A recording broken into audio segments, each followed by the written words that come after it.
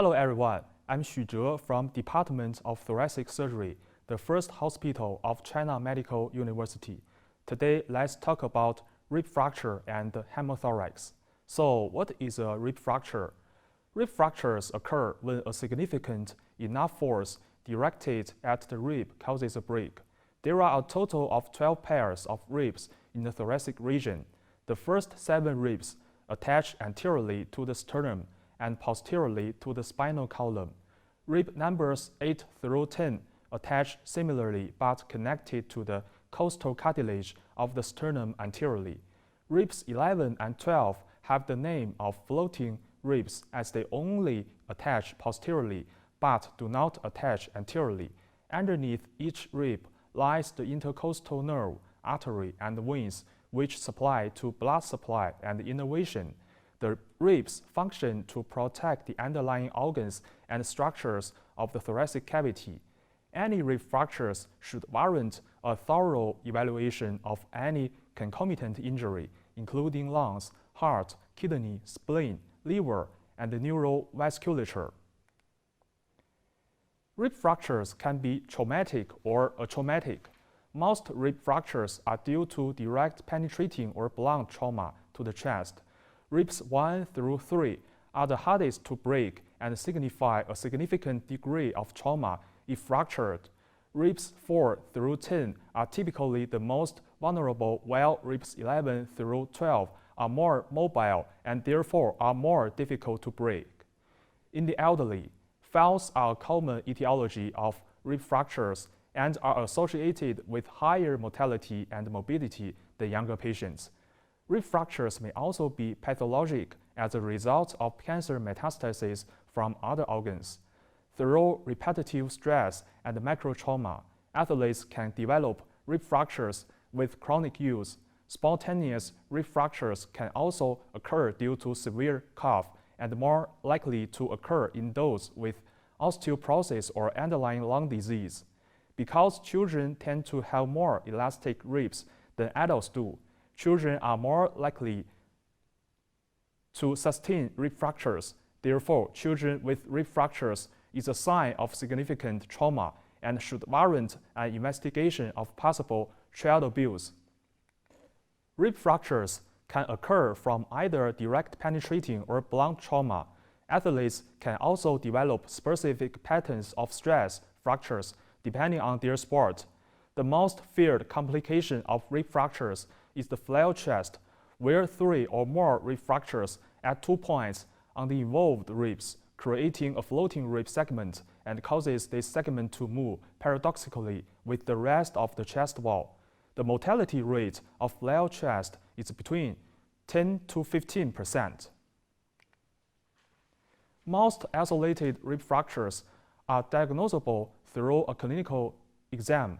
Typically, patients will provide a history of recent blunt or penetrating thoracic trauma and pain at that site. They may also exhibit decreased ability to perform full inspiration due to pain. The physical exam may reveal chest wall bruising, along with bony tenderness to palpitation or crepitus.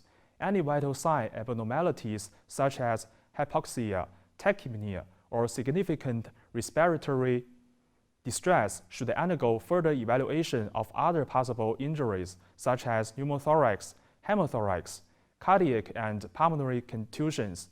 Lower rib segment injuries should undergo assessment for kidney, liver, and spleen. Any patient with paradoxical chest wall movement or suspicion for multiple rib fractures should be evaluated for flail chest and managed accordingly. The most severe complications related to rib fractures are the flail chest and damage to the underlying structures. Solid organ injuries associated with rib fractures include liver injuries and splenic injuries. Typically, the higher the rib fracture is within the thoracic cage, the more likely it is to cause a liver or splenic injury. Particular attention needs to be paid for the patient's respiratory status, as rib fractures may cause the patients to go on and develop acute respiratory failure due to poor respiratory efforts and may need mechanical ventilation and surgical stabilization. For simple, isolated rib fractures, conservative therapy is usually adequate, which includes appropriate analgesia, rest, and ice. The use of an incentive spirometer should be encouraged to prevent pulmonary atelectasis and spleniting. Intercostal nerve blocks can also be applied to aid in pain control. Rib taping is no longer the recommended treatment as it can impede inspiratory effort. When conservative management fails or for more severe rib fractures, surgical stabilization can be an option. Typical indications for surgical management include rib fracture non-union, chest wall deformity or defect, refractory rib fracture pain causing respiratory failure, and flail chest. If surgery is necessary, earlier operative intervention leads to better outcomes and also reduction or avoidance for mechanical ventilation. Additionally, any other underlying injuries such as pneumothorax or hemothorax should be appropriately managed with insertion of a chest tube if indicated. Differential diagnosis includes rib and chest wall contusion, diaphragmatic injury, hemothorax, pneumothorax, sternal fracture, pulmonary contusion, cardiac contusion, clavicular fracture, flail chest, scapular fracture, and pneumomediastinum. Hemothorax is a frequent consequence of traumatic thoracic injuries. It is a collection of blood in the pleural space, a potential space between the visceral and the parietal pleural. CT scan is the preferred method of evaluation for intrathoracic injuries. However, it may not be feasible in the unstable trauma patient.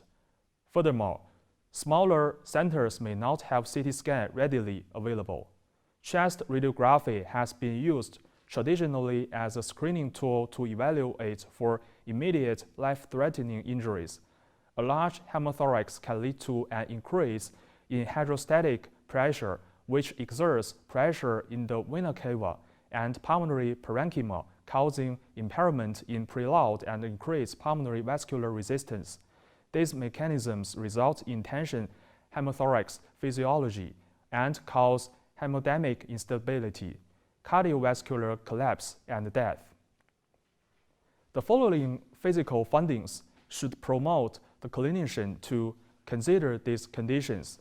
Distended neck veins may be related with pericardial tamponade, tension pneumothorax, cardiogenic failure, air embolism. Seat belt sign may be related with deceleration or vascular injury, chest wall contusion or abrasion. Paradoxical chest wall movement may be related with flail chest. Facial or neck swelling or cyanosis may be related with superior mediastinum injury with occlusion or compression of superior vena cava. Subcutaneous emphysema may be related with torn bronchus or lung parenchyma laceration. Scaphoid abdomen may be related with diaphragmatic injury with herniation of abdominal content into the chest. Excessive abdominal movement with breathing may be related with chest wall injury.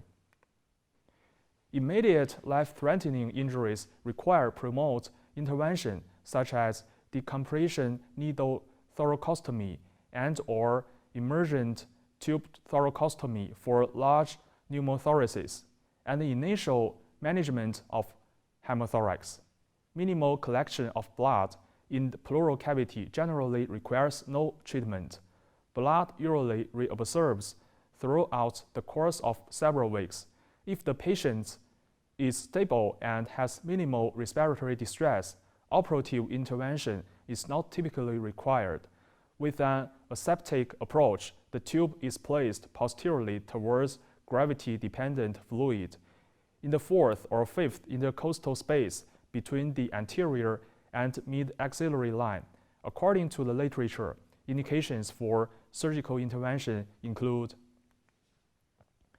1,500 millimeter of blood drainage in 24 hours through the chest tube, 3 to 500 millimeter per hour for 2 to 4 consecutive hours after chest tube insertion, great vessel or chest wall injury, pericardial tamponade.